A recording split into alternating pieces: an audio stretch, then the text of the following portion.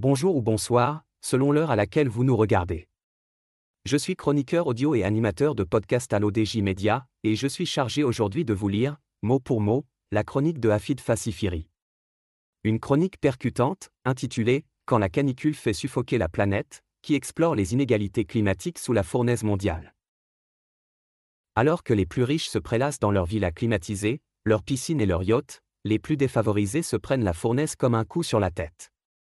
Avec cette canicule qui sévit aux quatre coins du globe et qui correspond au mois de juin le plus chaud jamais enregistré dans certains pays et également de l'année la plus chaude enregistrée sur Terre, on ne peut que constater, dans l'impuissance et la résignation, l'ampleur de la fracture climatique entre pays riches et pauvres et l'accentuation des inégalités face au dérèglement climatique qui secoue et affole le thermomètre.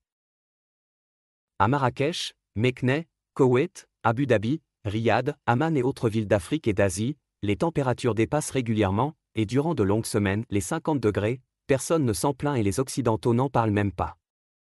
Excepté lorsqu'il y avait une Coupe du Monde au Qatar et qu'il a fallu climatiser toute la ville de Doha en plein mois de décembre pour que les Européens puissent évoluer à l'aise et sans souffrir.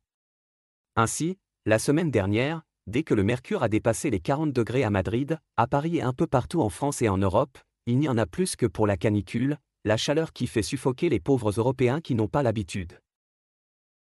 Et pourtant, non contents d'être en grande partie responsables du changement climatique du fait de leurs industries et leurs transports en commun qui dévorent les énergies fossiles et émettent toujours plus de gaz à effet de serre, les Occidentaux font tourner la climatisation à plein régime exactement comme le font les pays du Golfe et ceux d'Amérique du Nord. Le bien-être et les intérêts des Occidentaux, et surtout l'égoïsme des plus riches, passent avant tout et le monde entier peut crever ou aller en enfer. L'auteur souligne que et c'est exactement ce qui se passe avec les pays riches du Nord en ce qui concerne la géopolitique, la diplomatie et les conflits qui déchirent la planète, le bien-être et les intérêts des Occidentaux, et surtout l'égoïsme des plus riches, passent avant tout et le monde entier peut crever ou aller en enfer.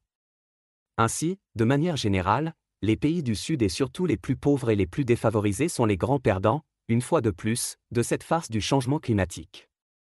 Et malheureusement, la communauté internationale a échoué, après près de 30 ans de négociations climatiques, à apporter des réponses communes et globales et à imposer au gouvernement, de manière contraignante, l'obligation et l'exigence absolue d'apporter des solutions locales tant pour l'adaptation au réchauffement en cours que pour la résilience vers les énergies du futur. Au Maroc, les régions les plus reculées vont souffrir davantage de la sécheresse et de la désertification avec une rareté exacerbée des ressources en eau, loin des stations de dessalement de la façade atlantique ou des stations de traitement des grandes villes, lorsqu'elles existent et fonctionnent en permanence. L'auteur alerte que prévenir mieux vaut que guérir. On ne le répétera jamais assez, faute de plans intégrés de développement au niveau de chaque région, les disparités et les inégalités vont fatalement s'accentuer de manière irréversible et vertigineuse au risque de créer des déséquilibres flagrants entre les pauvres et les riches.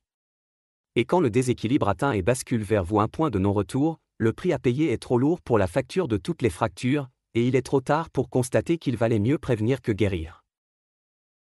Merci à vous d'avoir suivi cette chronique signée Hafid Fassifiri. J'ai fait de mon mieux pour vous la transmettre avec la plus grande fidélité, dans le respect absolu de ses propos. Rendez-vous très bientôt pour une nouvelle lecture engagée sur l'ODJ Media. Prenez soin de vous, et de notre planète.